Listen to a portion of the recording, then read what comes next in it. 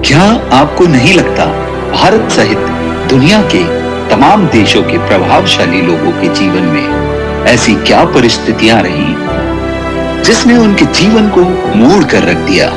ऐसे सभी चरित्रों के जीवन परिचय को जानने के लिए देखिए विजन इंडिया।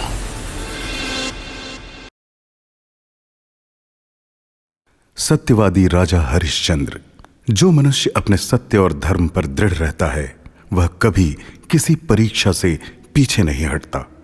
अंत में भगवान की अपार कृपा उसे प्राप्त होती है और उसका जीवन धन्य बन जाता है। राजा हरिश्चंद्र का जीवन इसका ज्वलंत उदाहरण है। सत्य की राह पर, धर्म की राह पर चलते हुए उनके जीवन में अनेक कठिनाइयां आईं, लेकिन वे अपने धर्म पथ से तनिक भी विचलित नहीं हुए। त्रेता युग की बात है। अयोध्या में एक श्वाकु वंशी राजा हरिश्चंद्र का शासन था। संपूर्ण पृथ्वी के वे एक छत्र सम्राट थे। धर्म में उनकी भरपूर निष्ठा थी और तीनों लोकों में उनकी कीर्ति फैली हुई थी। अयोध्या में सभी लोग राजा हरिश्चंद्र की दानवीरता, सत्यनिष्ठा और सद्व्यवहार के कायल थे। प्रजा हमेशा उनसे संतुष्ट रहती थी। सत्य और धर्म का पालन करने के कारण उनके राज्य में कभी अकाल नहीं पड़ता था। सभी लोग भगवान की भक्ति उपासना करते हुए अपने अपने धर्म पालन में लगे रहते थे। राजा हरिश्चंद्र के राज्य में सब लोग धनी, तपस्वी और शक्तिशाली थे। महाराज हरिश्चंद्र सबको समान दृष्टि से देखते थे और सबसे एक समान प्रेम करते थे। महर्षि वशिष्ठ मुनि महाराज हरिश्चंद्र के पुरोहित थे। महाराज उनकी ही आज्ञा से अपना राजकाज चलाते थे। एक बार जब राजा हरिश्चंद्र ने राजसूय यज्ञ किया तो उन्होंने गुरु वशिष्ठ को बड़ी दक्षिणा दी। इससे महर्षि वशिष्ठ का भारत में मान सम्मान बढ़ गया और सब लोग उन्हें विशेष सम्मान देने लगे। राजा हरिश्चंद्र के पुरोहित होने के कारण इंद्र की सभा में उन्हें विशिष्ट आसन मिलता था। इंद्र की सभा में महर्षि वशिष्ठ के अलावा विश्वामित्र, नारद तथा अनेक ऋषि महर्षि उपस्थित रहते थे। ये सभी देवताओं के साथ ब्रह्मलोक से पाताल लोक तक के विषयों की चर्चा करते थे। एक दिन की बात है, इंद्र की सभा लगी हुई थी। चर्चा चल रही थी कि मृत्युलोक में आज सबसे बड़ा दानी, सबसे बड़ा धर्मात्मा और सबसे बड़ा सत्यवादी कौन है। दुनिया में ऐसे श्रेष्ठ पुरुष तो मेरे यजमान हरिश्चंद्र ही हैं। उनके जैसा परम धार्मिक, प्रतापी, दाता और सत्यवादी राजा न पृथ्वी पर हुआ है और न कभी होगा। महर्षि वशिष्ठ की बात का समर्थन वहां बैठे सभी देवताओं ने किया, लेकिन विश्वामित्र मुनि महर्षि वशिष्ठ के पुराने प्रतिद्वंदी थे, इसलिए उन्हें राजा हरिश्चंद्र के संबंध में कहे गए वशिष्ठ के प्रशंसात्मक विचार अच्छे नहीं लगे। यदि आपने अभी तक हमारा चैनल विजन इंडिया सब्सक्राइब नहीं किया है तो सब्सक्राइब कर लें और साथ ही बेल आइकॉन को अवश्य दबाएं ताकि आने वाले वीडियो का नोटिफिकेशन आपको सबसे पहले मिल सके। उन्होंने वशिष्ठ की बात का विरोध करते हुए कहा, वशिष्ठ राजा हरिश्चंद्र की झूठी प्रशंसा करते हैं। भला हरिश्चंद्र कब से धर्मात्मा हो गए? यदि वह धर्मात्मा होने का स्वांग करते हों तो मैं उन्हें क्षण भर में विचलित कर सकता हूं। इंद्र सभा से उठकर चले गए। एक दिन राजा हरिश्चंद्र वन में टहल रहे थे, तभी उन्हें एक तरुण तपस्विनी दिखाई दी। वो मेरी रक्षा करो, मेरी रक्षा करो कहती हुई रो रही थी। राजा हरिश्चंद्र ने उस तपस्विनी के पास जाकर कहा, डरो मत, मेरे शासनकाल में तुम पर कोई अन्याय नहीं कर सकता। कौन पापी अपने कपड़े में आग बांध रहा है? मैं अभी अपने बाणों से उसका शरीर छेद डालूंगा। वहां पास ही विश्वामित्र तपस्या कर रहे थे। वे हरिश्चंद्र की बात सुनकर क्रोधित हो उठे। उनको देखते ही तपस्विनी अंतर्ध्यान हो गई और विश्वामित्र को क्रोध में देख हरिश्चंद्र भयभीत हो गए। विश्वामित्र ने राजा हरिश्चंद्र को डांट कर कहा, अरे दुष्टात्मा, मैं अभी तुझे तेरे अभिमान का मजा चखाता हूं। राजा हरिश्चंद्र ने दोनों हाथ जोड़कर नम्रता पूर्वक कहा, आप क्रोधित ना हो मुनिवर। राजा होने के कारण विपत्ति में पड़े लोगों की रक्षा करना मेरा धर्म है, इसलिए मैंने तपस्विनी से ऐसा कहा था। आप शांत हों, आपका जो आदेश हो कहिए, मैं उसका पालन अवश्य करूंगा। विश्वामित्र बोले, मैं यज्ञ करना चाहता हूं, तुम मुझे दक्षिणा दो। हरिश्चंद्र ने निवेदन किया, भगवन, सोना, पुत्र, पत्नी, शरीर, प्राण, राज्य, नगर, संपत्ति आदि जो कुछ आपको चाहिए मैं देने के लिए तैयार हूं। राजा हरिश्चंद्र की यह दानशीलता देखकर विश्वामित्र आश्चर्यचकित रह गए। उन्होंने कहा, राजन, जब मुझे आवश्यकता होगी तब मैं तुमसे मांगूंगा। अभी तुम अपनी राजधानी में जाकर राजकाज संभालो। हरिश्चंद्र ने विश्वामित्र को प्रणाम किया और अयोध्या नगर लौट आए। मुनि विश्वामित्र फिर से अपनी तपस्या में लग गए। कुछ दिन बाद विश्वामित्र ने राजा हरिश्चंद्र को नीचा दिखाने का एक उपाय सोचा। उन्होंने एक दानव को शूकर बना दिया और उसे हरिश्चंद्र की राजधानी में भेजा। वो शूकर भयंकर गर्जना करता हुआ राजा हरिश्चंद्र के उपवन में पहुंचा और लता वृक्ष के कुंजों और पुष्पों को नष्ट करने लगा। राजा के सैनिकों ने उस पर अस्त्र चलाए, लेकिन शूकर बगीचे के वृक्षों को खोद कर उखाड़ कर रौंदने लगा। उद्यान के सैनिक भागे भागे महाराज के पास गए और सारी बात बताई। सैनिकों की बात सुनकर राजा हरिश्चंद्र घोड़े पर सवार होकर उद्यान की ओर निकल पड़े। आइए, अब एक महत्वपूर्ण जानकारी। क्या आपको परिश्रम का परिणाम नहीं मिलता? व्यवसाय में नुकसान होता है? कहीं आपकी कुंडली में एकादश भाव में ग्रहों की स्थिति या कुदृष्टि तो नहीं? ऐसी किसी भी समस्या के लिए एस्ट्रो सॉल्यूशंस पर संपर्क करें और समाधान पाएं। अधिक जानकारी के लिए डिस्क्रिप्शन में दिए गए लिंक पर क्लिक करें। और अब आइए जुड़ते हैं अपने मूल विषय पर। राजा हरिश्चंद्र ने शूकर पर बाण चलाया। शूकर राजा हरिश्चंद्र को लांघकर भागने लगा। राजा हरिश्चंद्र ने उसका पीछा किया। शूकर भागता भागता एक घने जंगल में राजा हरिश्चंद्र को ले गया। इस घने जंगल में राजा अकेले पड़ गए। उनके रक्षक सैनिक पीछे छूट गए। कुछ देर बाद शूकर अंतर ध्यान हो गया और इधर राजा चिंता में पड़ गए। दोपहर का समय था, कड़ी धूप पड़ रही थी। हरिश्चंद्र घोड़ा दौड़ाते दौड़ाते थक गए थे और भूख से भी उनका बुरा हाल था। वे रास्ता भूल चुके थे। तभी उन्होंने देखा कि सामने सुंदर नदी बह रही है और उसके किनारे सुंदर वृक्ष है। वे अपने घोड़े से उतरे, पानी पिया और अपने घोड़े को भी पानी पिलाया। तभी महर्षि विश्वामित्र बूढ़े ब्राह्मण का रूप धारण करके वहां आए। राजा ने उन्हें प्रणाम किया और ब्राह्मण से कहा, मैं अपनी राजधानी अयोध्या का रास्ता भूल गया हूं, कृपया आप मुझे रास्ता दिखा दें। वृद्ध ब्राह्मण रूपधारी विश्वामित्र बोले, राजन, यह बड़ा पवित्र तीर्थ है। आप यहां स्नान करके दान दीजिए। आपके दान से प्रसन्न होकर मैं आपको मार्ग दिखाऊंगा, आपको राजधानी तक पहुंचा दूंगा। हरिश्चंद्र ने वृद्ध ब्राह्मण रूपी मुनि की कपट भरी वाणी पर विश्वास करके उस माया नदी में स्नान किया। स्नान करते ही उनकी बुद्धि बदल गई। वे विश्वामित्र के अधीन हो गए। उन्होंने वृद्ध से कहा, आपकी जो इच्छा हो मांग लो। गौ, जमीन, सोना, हाथी, घोड़े, जो कुछ भी चाहे मुझसे मांग लीजिए। ऐसी कोई वस्तु नहीं है जिसे मैं आपको दान न दे सकूं। वृद्ध ब्राह्मण रूपधारी मुनि विश्वामित्र ने कहा, आप मेरे पुत्र के विवाह के लिए पर्याप्त धन दें। राजा हरिश्चंद्र ने धन देना स्वीकार कर लिया। तभी विश्वामित्र ने अपनी माया से वहां 10 वर्ष की सुंदर कन्या और एक सुंदर कुमार को प्रकट कर दिया और राजा से कहने लगे, आज ही इनकी विवाह विधि संपन्न करनी है। जो विवाह में सहायता करता है उसे राजसूय यज्ञ से भी अधिक पुण्य प्राप्त होता है। विश्वामित्र राजा हरिश्चंद्र को अपने आश्रम में ले गए। वहां विश्वामित्र वर वधू का पाणी ग्रहण कराने लगे। विवाह के अंत में विश्वामित्र ने कहा, राजन, आप जो कुछ देना चाहते हैं यज्ञ मंडप में वर वधू को दे दीजिए। राजा हरिश्चंद्र ने कहा, आपको जो चाहिए वो मैं आपको दे दूंगा। अवसर देखकर मुनि विश्वामित्र बोले, राजन, हाथी, घोड़े, रथ, रत्न और संपूर्ण सामग्रियों के साथ आप अपना राज्य दे दीजिए। मुनि की माया के वशीभूत हरिश्चंद्र ने बेहोशी की सी हालत में मुनि से कह दिया, मैंने ये सब कुछ आपको दिया। विश्वामित्र भी कह उठे, लिया। इसके बाद विश्वामित्र ने आगे कहा, बिना दक्षिणा के दान निष्फल हो जाता है, इसलिए आप मुझे दक्षिणा दीजिए। राजा ने कहा, आपको जो दक्षिणा चाहिए मैं दूंगा। मुझे 2.5 भार सोना दक्षिणा में चाहिए। जब महर्षि विश्वामित्र ने ऐसा कहा तो राजा हरिश्चंद्र ने बिना किसी चिंता और संकोच के साथ कहा, दूंगा। तभी राजा हरिश्चंद्र के सैनिक उन्हें ढूंढते ढूंढते वहां आए। और राजा हरिश्चंद्र वृद्ध ब्राह्मण को प्रणाम करके वहां से अपने नगर की ओर चले गए। अगले दिन विश्वामित्र मुनि राजा हरिश्चंद्र के दरबार में आए और उनसे कहने लगे, राजन, कल तुमने अपना संपूर्ण राज्य मुझे दे दिया है। तुम बड़े ही सत्यवादी और धार्मिक हो, इसलिए तुम अपनी प्रतिज्ञा पूरी करो।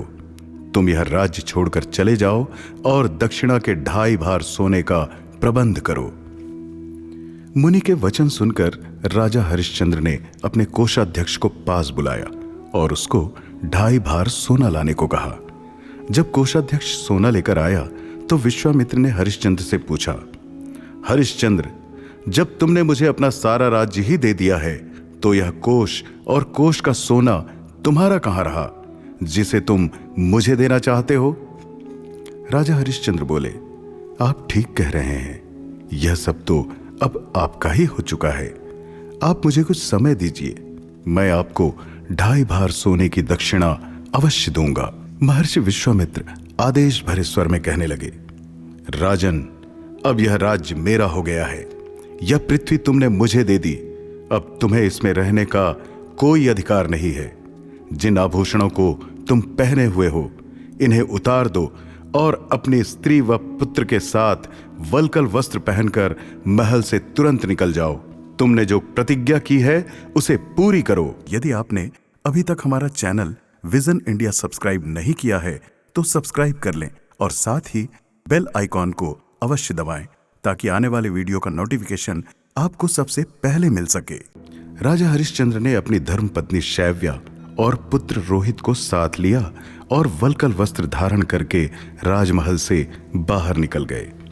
राजा हरिश्चंद्र की दानशीलता और सत्यवादिता के संबंध में एक कथा यह भी है कि एक रात मुनि विश्वामित्र ने स्वप्न में आकर हरिश्चंद्र से कहा कि यदि तुम अपने आप को बहुत बड़े दाता मानते हो तो अपना राज्य मुझे समर्पित कर दो। हरिश्चंद्र ने सपने में अपना राज्य विश्वामित्र के चरणों में समर्पित कर दिया। तभी विश्वामित्र ने उनसे दक्षिणा मांगी और राजा की नींद खुल गई। अगले दिन राजा हरिश्चंद्र ने अपने मंत्री और सभासदों के सामने स्वप्न की बात बताई। मंत्री स्वप्न की बात को सत्य नहीं मानते थे, लेकिन राजा ने कहा, मैंने स्वप्न में ही सही अपना राज्य महात्मा को दान कर दिया है, अब यह राज्य उन्हीं का है। तभी राज्यसभा में विश्वामित्र आ गए और उन्होंने राजा से कहा कि आपने स्वप्न में सारा राज्य मुझे संकल्पित कर दिया है, अब अपने संकल्प का पालन कीजिए और यह राज्य छोड़कर चले जाइए। अयोध्या का सारा राज्य तो उन्होंने मुनि महाराज को दे दिया था, इसलिए वे अब अपने राज्य में नहीं रह सकते थे। इसी कारण से वे काशी की ओर चल दिए।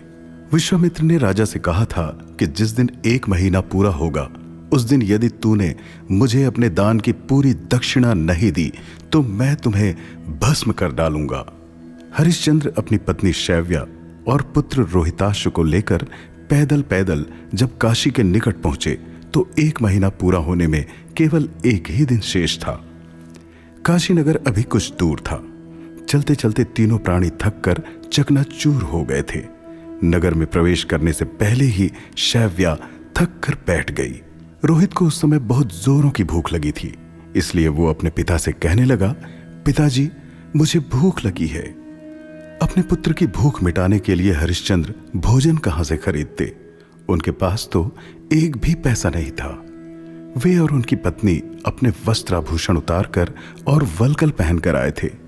तभी एक वृद्ध स्त्री वहां से होकर गुजरी। जब रोहित ने दोबारा कहा कि पिताजी, मुझे भूख लगी है, तो वृद्धा आई और अपनी पोटली में से कुछ कलेवा बच्चे को खाने के लिए देने लगी। तभी विश्वामित्र वहां आ गए। उन्होंने हरिश्चंद्र से कहा, आज महीना पूरा हो रहा है, मेरी दक्षिणा दे दो। हरिश्चंद्र ने हाथ जोड़कर विनती की, भगवान, आप आधे दिन तक और प्रतीक्षा कीजिए, सूर्यास्त से पहले ही मैं आपकी दक्षिणा दे दूंगा। विश्वामित्र ने उनकी बात मान ली और वहां से चले गए। दक्षिणा चुकाने के लिए हरिश्चंद्र ने अपनी पत्नी शैव्या से कहा कि मैं अपने आप को बेच दूंगा और महात्मा की दक्षिणा चुकाऊंगा। शैव्या कहने लगी, नाथ, आप मुझे किसी के हाथ बेचकर महात्मा जी की दक्षिणा दे दें।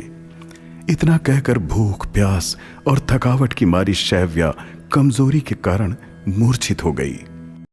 आइए अब एक महत्वपूर्ण जानकारी।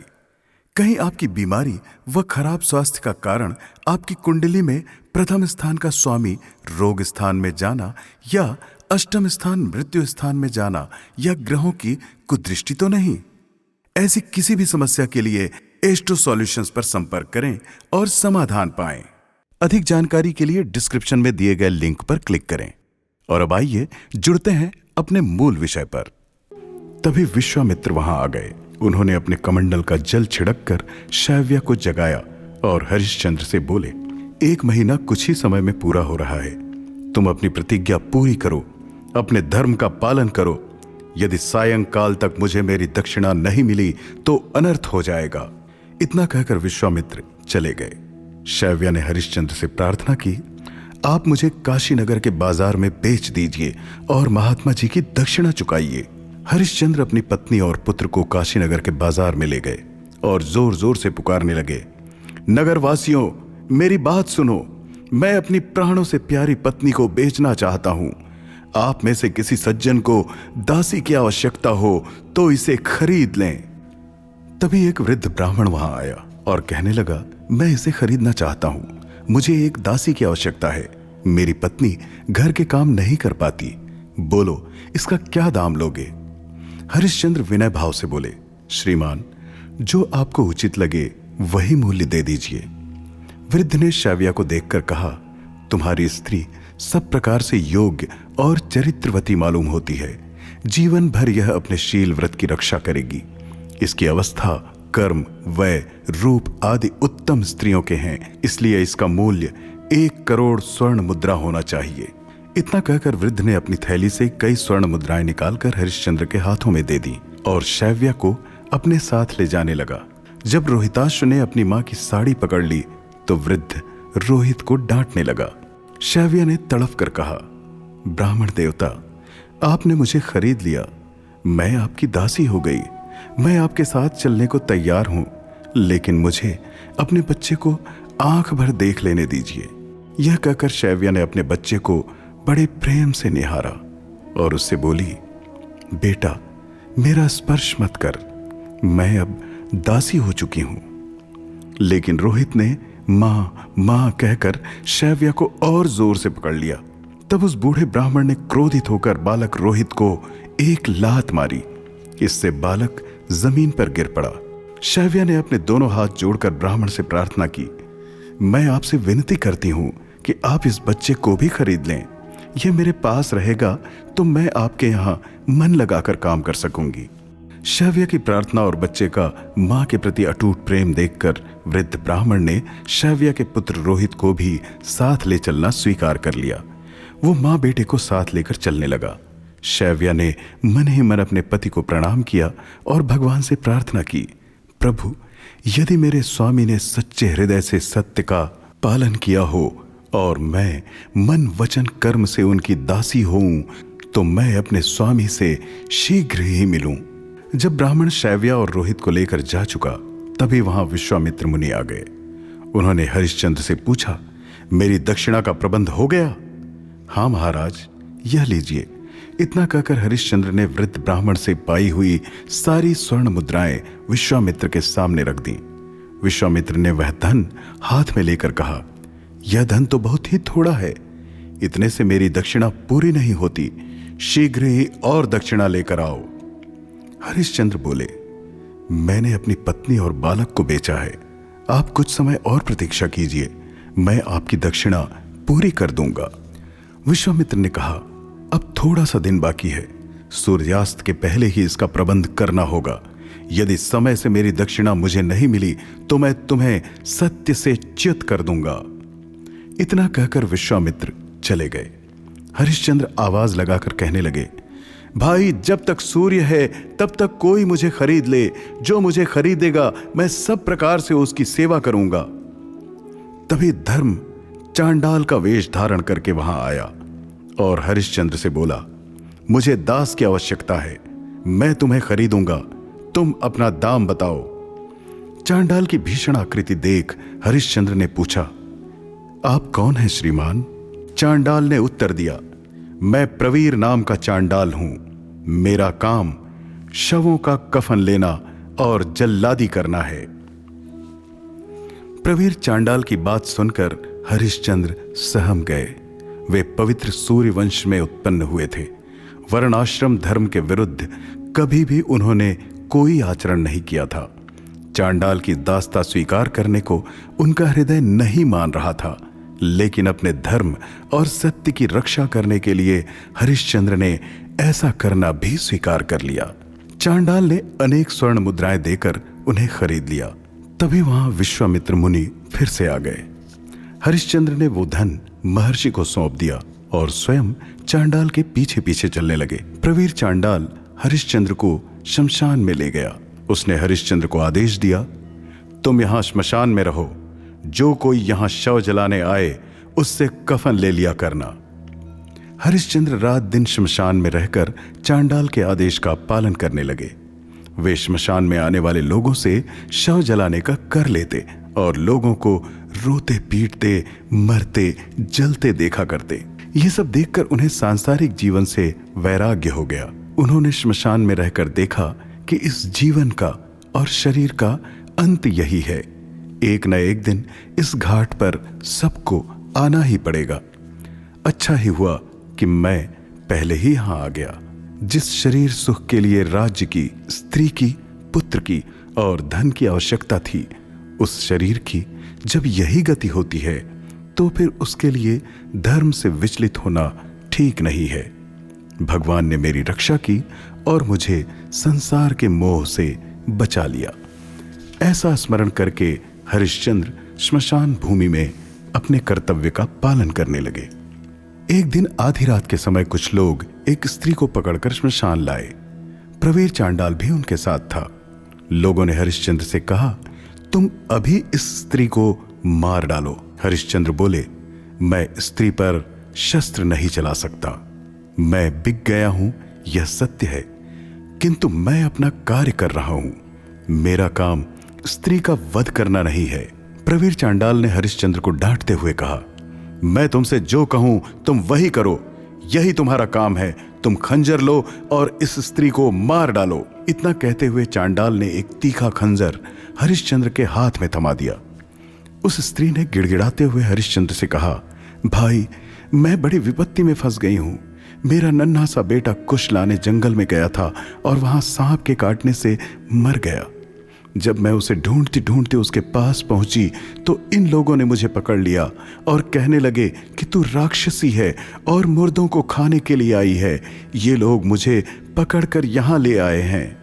मैं तुमसे प्रार्थना करती हूँ कि मुझे एक घड़ी की छुट्टी दे दो। मैं अपने बच्चे का शव उठा लाऊं और उसका दाह संस्कार कर दूं, तब तुम मुझे मार डालना। मुझे अपने जीवन से कोई मोह नहीं है। रात के अंधेरे के कारण हरिश्चंद्र उस स्त्री का चेहरा नहीं देख पाए और उन्होंने स्त्री को बच्चे का शव ले आने की अनुमति दे दी। कुछ समय पश्चात वो स्त्री अपने बेटे का शव गोद में लिए विलाप करती हुई वहां आई। हरिश्चंद्र ने स्त्री से कहा, पहले कफन दो, इसके बाद अपने बच्चे का दाह कर्म करो। वह स्त्री महाराज हरिश्चंद्र की धर्म पत्नी शैव्या थी। आइए अब एक महत्वपूर्ण जानकारी।